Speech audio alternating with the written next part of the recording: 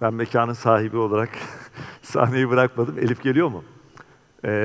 Şimdi şöyle, bir taraftan da malumunuz tüm bu hususları konuşur ve değerlendirirken teknoloji çok gelişti.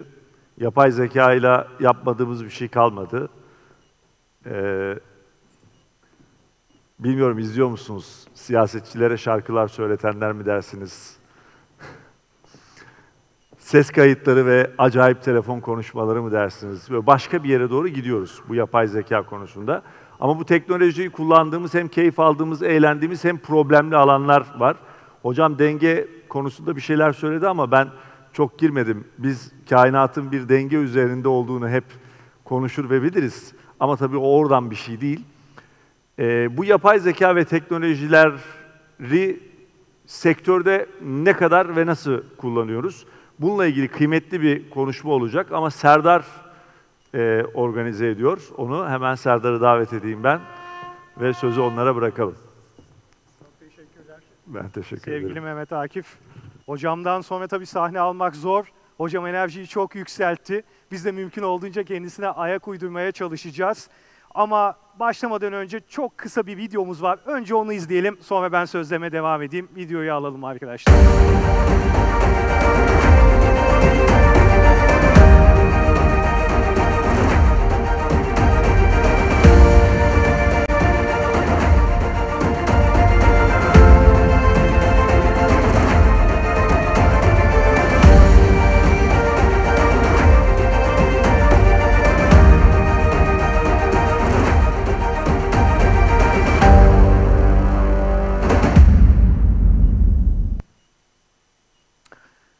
Evet değerli konuklarımız, Mehmet Akif'in de söylediği gibi aslında teknoloji çağının içerisindeyiz. Artık bundan 20 yıl önce çok pahalı olan, çok komplike olan teknolojiler bugün cebimizin içine girmiş durumda.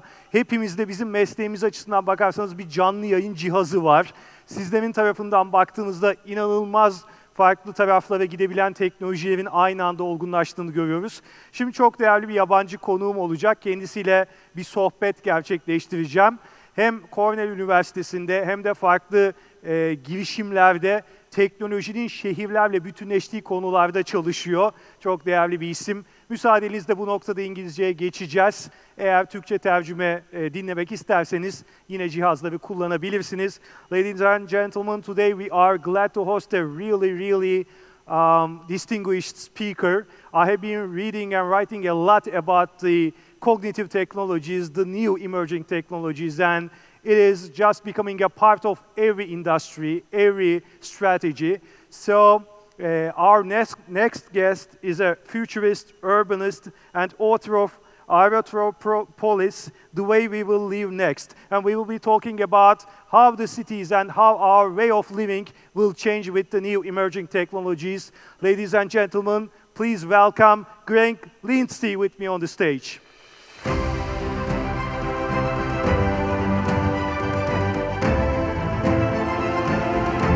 Hi, Greg. So let's move to our bistro table here. So let me take this side.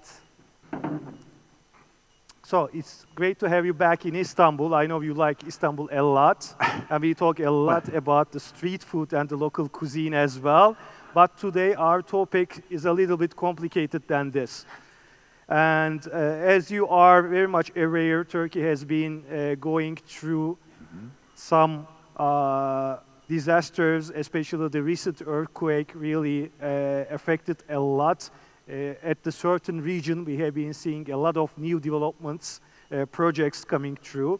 But before tapping into that, we have been also seeing a lot of social and economical factors changing throughout the globe. It's not only an issue for Turkey, migration, climate change, advancement in technology, it's a global issue. So, according to your perspective, how all those big changes are affecting our way of life, the way we live?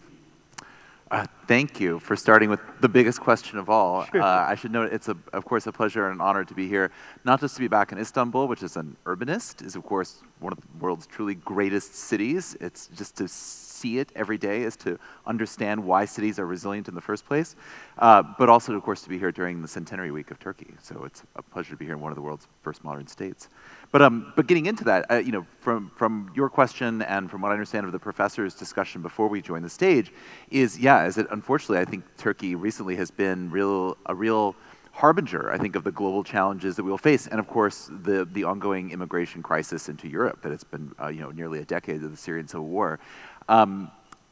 Yeah, you highlighted the major trends. I've been working for several years and thinking for a decade as someone who is a climate migrant myself. I emigrated out of the United States to Canada with my family for thinking through some of these long-term issues about what are resilient cities and resilient regions and what do they have. And working with this with my friend Parag Khanna, author of the book Move, recent bestseller on thinking about these issues.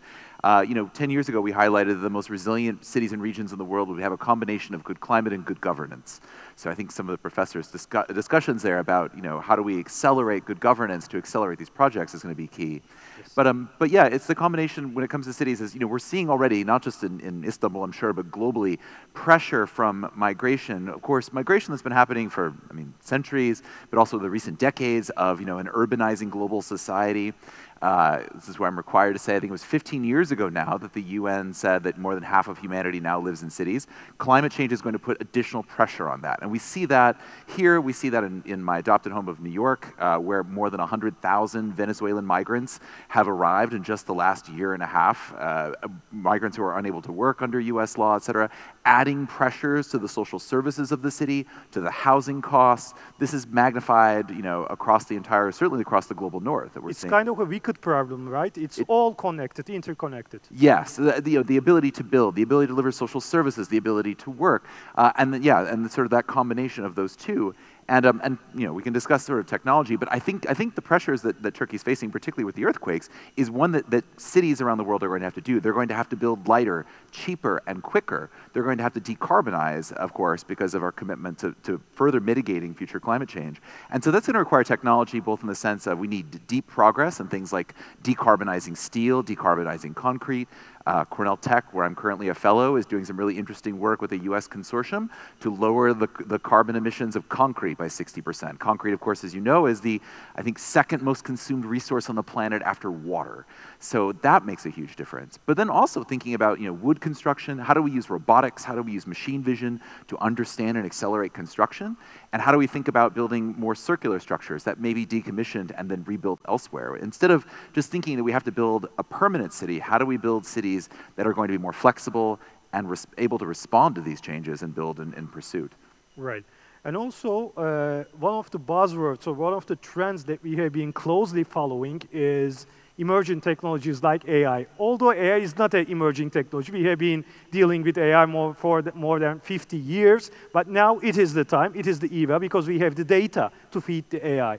And besides that, big data, analytics, predictive and prescriptive analytics, IoT, these kind of emerging technologies are really, really becoming mature and mature day by day, entering every industry, affecting every strategy, every way of doing business. So it's a very big trend, especially AI. So how will these technologies change the way we think, we design, and we govern the cities?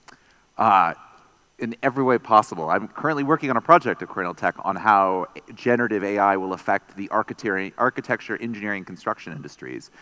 In the States, 38 firms have pooled their brain trusts to understand how this will affect their practices, workflows, and future projects. Well, I think one way it'll affect it is one that we haven't thought about, because we think about, you know, how AI is producing text and can write novels or generate images. But in talking to practitioners in engineering firms, so the two things that stand out immediately are, number one, they're using it to analyze all of their buried documentation, all that expertise of past projects that is stuck in PDFs, if you know, of course, the data format, or other forms of data that are hard to understand, where they're using AI to query it all at once and source insights. So all of this embodied knowledge in the field and practitioners is something they're trying to tap into to respond more quickly to RFPs, to move projects along more quickly. A second area they're using it is the expertise of singular individuals. So we think about building an AI. Well, I think in the future we're going to see building custom AIs of past experts or people in the firms. So for example, their top steel expert who is retiring, he's 65 years old, they're building an AI version of him to ask him questions after he's gone. Twin, like A digital twin of a person, exactly. I would say I want to bring up digital twins for cities, but we're now going to see digital twins of people, digital twins of firms. We're going to have entirely, AI digital versions of this that we will be able to ask questions to, query, simulation. I mean, yeah, digital twins for cities, I think, is the modern version of what we used to call smart cities a decade ago, or thinking about this. I remember being at the Shanghai Expo, seeing heroic Chinese planners building their digital twin of the city. Well, now it's actually coming true, and we can use it to model and simulate traffic patterns in real time, understanding these climate flow issues. Just one example of a digital twin that we've built in New York is called Treefolio. My colleagues at Cornell Tech built this. The city of New York has an annual LiDAR scan, laser radar, the kind that we all have in our phones now, but also using for autonomous vehicles. So you do a complete LiDAR scan of New York City, and using that, we've built a digital twin of every tree in New York City, all of the tree cover. This is important because the city has a commitment to adding trees, but also this allows the city to basically manage a digital twin of its tree cover, to understand where trees are dying, to plant more, to help mitigate against future heat waves as part of climate change, and help city managers understand, this greenery, which is so essential to quality of life, how to enhance it and where to build it. And I think that's a fascinating example. We think about human intervention, but how do we build a natural digital twin of the city as well? Right, and also it's very much effective for sustainability as much as I see, because you can just plan inauguration for those plants and trees in a very effective way, so you can use less water, and it's quite an interesting trend. So how about the sustainability? Speaking of sustainability, how big is it for planning and redesigning or designing cities? Well, that's a great question because I love the word sustainability. I once had a conversation with Joseph Tainter. He's the academic, he's an archaeologist. He wrote the book, The Collapse of Complex Societies. He's the expert on what happens with a lack of sustainability. And he turned the question around at me and said, what is it you hope to sustain? And that was the good question. And that's, are we just simply trying to sustain the lifestyle we have, but we, reduce the carbon emissions? Or do we have more of an opportunity to fundamentally rethink what cities are and how we want to live? And so I think of sustainability in the sense of, I don't think we should be trying to sustain, personal car ownership, epic traffic, et cetera. How do we use this moment and opportunity to rethink a more sustainable paradigm for it? And so as a starting place for cities, I think of, my friend Carlos Moreno, who created the 15-minute city, which has a strange backlash to it, but this idea of, how do we redesign cities so that if you choose, you can live a more walkable, slower life versus having to commute via car, and change that whole paradigm of resilience. And I think that's like a pivotal way of doing this. So I mean, obviously sustainability is a big part of planning this, but it's a question of like these fundamental political issues of like, what kind of city do we want to live in? And so therefore, I think of, we can use technology, we can use AI to monitor water flows, to monitor sort of our building emissions of this. But the question is, how does that feed back into the policy loops? How do we want to change the city in terms of, reducing car traffic? And this gets back into some of the citizen participation efforts, like Barcelona, for example, which has adopted its superblock model to reduce car ownership and use. In doing so, they use their technology tool called Decidem, where people choose to vote through a technological means. How do we accelerate democracy as well, so that we can choose to invest in sustainability? So I don't know. I think there's lots of pieces to this question, but yeah, obviously this notion of like, how do we focus on using more wood for construction, using how do we basically reuse water, et cetera, is there. But it's this more question of like examining the fundamental questions about like what kind of city do we want to live in? Yeah, it brings us to the point of purpose. What do you want with the sustainability strategy? What outcome are you desiring with the technology strategy? Because AI is there, AI is ready to be used, but for what purpose are we going to use AI? I think this is a crucial question. Another thing that I would like to ask that you have tapped a little bit is that the role of the stakeholders. So we are talking about developers, construction companies, private industry, NGOs, administrations, governments, a lot of stakeholders, and some of our speakers, including the previous Professor Cenk Bey, has also highlighted some inefficiencies between the coordination of those stakeholders. So what role those stakeholders should play, and how can we stimulate a seamless coordination between them to achieve the outcomes that we would like? It's a billion-dollar question, I know. You have 2 minutes. I see. Trillion-dollar question. I'll talk faster. Well, an example in terms of bringing together the stakeholders, I will be an American for a moment and thump my chest, because I do think what you are not a Canadian. Now. I'm not a Canadian citizen working on that. Okay. But what the Biden administration has done with the Inflation Reduction Act, the IRA, and the CHIPS Act and its other sort of legislation last year to accelerate growth, I think is a fascinating example and a potential global model of what government can do when it sets priorities and policies and incentivizes the field heavily. As you may have seen, I think the International Energy Agency just came out with the fact that we have reached the fossil fuel tipping point, that electrification and renewables generation has been turbocharged, an inappropriate metaphor for discussing renewables, but turbocharged by those legislative acts. So I think there's tremendous good that government can do by authorizing those financial incentives, over $1 trillion perhaps when it's all said and done in the States, but also setting clear policy guidelines to encourage private level investment. The United States, for example, is experiencing an unprecedented boom in manufacturing facility construction. So a huge growth of that real estate sector as we see battery plants and automotive engineering spread across the United States. So I would encourage that. The question is, what is the sort of domestic policy for Turkey? And of course, then there's of course what the EU is doing with its proposed new Green Deal and others. But yeah, it's interesting watching the world look enviously and somewhat fearfully with America of how it is using industrial policy to try to corner that part of it. And so I would encourage them thinking about that, about how can Turkey set various standards for building construction? How can it learn, of course, from Japan and from the Christchurch earthquake to perhaps set new global standards for construction quality? I know the professor probably covered that better than I. But thinking through like new uses of building materials, et cetera. So there's certainly where government can lead in defining that, I think, here and globally as well. And then, yeah, it becomes a question of setting those incentives to turbocharge further investment. When it comes to the NGOs and thinking this through, I think there's some really interesting work to be done there about citizen participation. How do we have sort of participatory budgeting of some of those funds, I think is very interesting. And yeah, I'm sort of monitoring various mechanisms of like how do you have that sort of bottom-up channeling of these efforts so that the private sector and the public sector up top can basically sort of coordinate together. Yeah. So yeah, I don't know. It's yeah. While you are enjoying your sip of water. Yeah.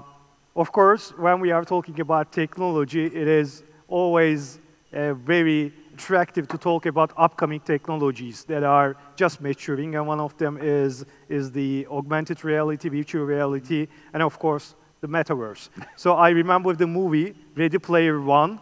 In the future, an apocalyptic future where people are living in containers, but they afford some kind of a VR goggles. So when they put on the VR goggle, they are in a totally different virtual world with totally different identities. So when I had a chance to chat with Ray Kurzweil of Google, and I asked him about the longevity issue, he told me that around 2035, we will be ready to transcend our consciousness to the cloud or to the technological system, so we will get rid of our bodies. We don't need any places, we don't need any healthcare, we don't need any cities. So, of course, this seems to be sci-fi, but when you think about the upcoming technologies, do you think that we will need less and less spaces, cities, and live more and more in virtual? Oh, man. Well, I want to begin with, so I think Ray is perhaps, I don't know if optimistic is the word there, because, yeah, I always go back to the British architect Cedric Price. Technology is the answer, but what is the question? And yes, Ray's question is, how do I get rid of this body? I enjoy my body, enjoy eating and dining and socializing and being with people. No, I mean, there's so much to begin there. The pandemic did raise a question for, I think, many cities in the global north about whether the attractiveness of cities would continue. And again, I think that's where the history of Istanbul and Constantinople before it tells us everything, where, of course, survived plagues and survived all sorts of things, and the city endured. So there is that. But when it comes to the metaverse, this particularly is relevant to me because I've spent the last year at Cornell Tech working on a project that began during the hype, of course, during the metaverse and crypto, if you remember that now. Yeah, sure. But to me, the question I wanted to start from, if you remember the game Pokemon Go from 2016, an early version of augmented reality, which changed overnight how people were interacting with their cities because the game on top of it was changing that. So to me, the question I formulated was for city officials and for private developers as well, which is, what happens when the next technological paradigm is dropped on top of you? This turned out to be, of course, to be AI, truly. But, you know, Apple is readying its Vision Pro headset, and if we think about Apple and its giant financial services firm, what if Apple chooses to overlay on top of reality, you know, its own form of e-commerce where it controls it? All of these giant tech companies are now, you know, jockeying to control that next interface and to replace the city in reality. So my question was, is how do we prepare for that? How do we think this through? And so I organized a cohort of mostly American city officials to start thinking about how do we prepare for a case of emergency? How do we ready ourselves for that one? And so I think there's advice for firms too in this, in terms of appointing that person in the firm who is on the lookout for emerging technologies, using foresight as a discipline to think through future scenarios about how this might play out. Who should we partner with? How do we develop pilots and partner with industry practitioners to explore these things? This is the report I'm writing right now on the future of AI, but it's still these similar notions of, you know, how do we learn faster in these kinds of scenarios? And yeah, and how do we create sandboxes where we can explore these technologies safely, perhaps in a district of the city or elsewhere? But to your point there about how it'll affect it, I think the combination of augmented reality, which we're already seeing emerge, for example. Mark Zuckerberg, you know, who famously bet his company and lost $1 trillion in market capitalization on the metaverse, not only has his headset, but also has his new Ray-Ban sunglasses with cameras installed. Yeah, I tried that sunglasses. But now it has ChatGPT involved. Yeah. So now the AI can recognize, as it can take visual prompts, now you can have an AI that can see what you're looking at, and you can ask it questions about what you're seeing. You can now peer more deeply into the city. And that's why I think AR will be interesting, because it will enhance the value of spaces we are already in. And I also think AI will combine with that, where we will start to see, instead of chatting over text with an AI, now you'll be able to ask it questions, or you might be able to see it augmented and converse with it. And, you know, what will it mean to live in a city filled with ghosts and holograms that only we can see? We thought it was weird when, you know, people started talking into the air with the first cell phones and then looking at their phones all day. What happens when they're seeing people who aren't there to you and walk into traffic, perhaps? There's a public safety aspect, or what does it mean to commerce and these things? So I think there's a lot of implications that have yet to be unpacked. I just know that we need to do a better job of preparing for disruption than before now, where suddenly AI appears and now we don't know what to do with it. Right. I'm a really aspiring video game player, so I'm very much familiar with those kind of city structures from the games like Cyberpunk, for instance. So I'm ready for this future, at least myself. But well, there is an aspect there quickly about it where I've worked with several startups that are using virtual reality to design cities as well. Sure. These could be very ripe environments. A German architecture firm called Numina is creating, basically using virtual reality tools, spatial, to build these new urban districts where they then invite people into them to talk about the kind of cities they like. So it's becoming a place to invite people to collaboratively build spaces. Andreea Ioncojukoro, who's a Romanian, she's working with architects and clients together where they can now be in the same room and the client can show you what they want and help design it, which I think has huge implications for the development of districts and for architecture of buildings, where now you can invite people to directly participate in the design of that. How will that change the industry? I don't know. I know architects are scared. They want to be able to design their perfect buildings, but now we can actually be in that space together and think through what it could look like. So design can become a community collaborative action. Yeah. It could be an individual client about the layout of their building, or it could be a community scale, and we can think about what kind of amenities we want. But that's a particularly powerful use of VR. Right. Last but not least, Greg, we have been talking a lot about technology. We have been talking a lot about AI and all those trends. But today, the main pillar of our theme of this summit is conscious. So putting people at the center of everything. So when you look at this complicated equation, where does the people stand? Where does the human stand? And how can we use these technologies for the common interest of humanity? I love your question. Philosophy, technology, and everything at one question. Well, when it comes to we talk a lot about building human-centered cities, which I think is such a great sign that we have gone astray in how we design cities for the last 50, 75 years. And you'll hear tomorrow from Enrique Penalosa, of course, what his efforts as mayor of Bogota to build human-centered cities, that his successors have continued. And, you know, of course, as a starting point, it's just a question of again, getting away from the bird's eye view of cities that planners have had. I mean, you know, I would give the example of the ultimate anti-human city, perhaps, is The Line, of course, which they are, as we speak, are in Riyadh, the global investors there to fund the construction of that, a massive land scraper, which looks beautiful and mirrored from above, but what will that feel like at human scale? We have to get back to thinking and starting from the environment of, what does a person standing in this place feel like? What do you want them to feel? What is the questions about that?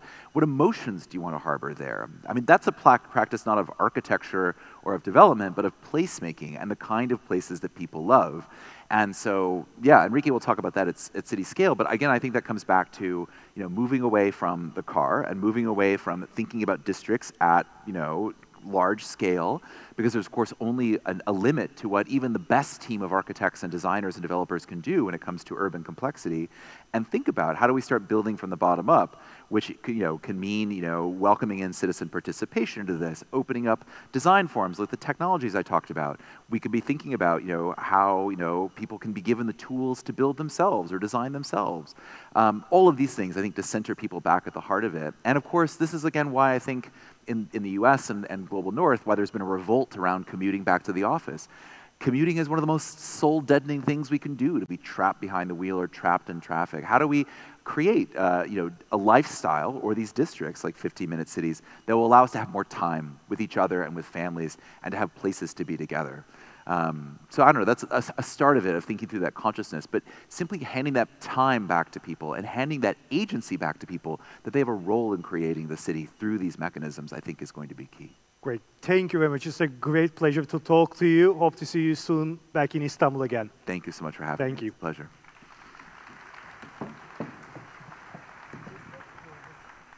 Evet sevgili dostlar, Greg'in söylediği gibi gerçekten de şehri insan için yaptığımızı unutmamak ve bence çok önemli bir şey söyledi. Dedi ki insan o şehirde durduğunda ne hissediyor?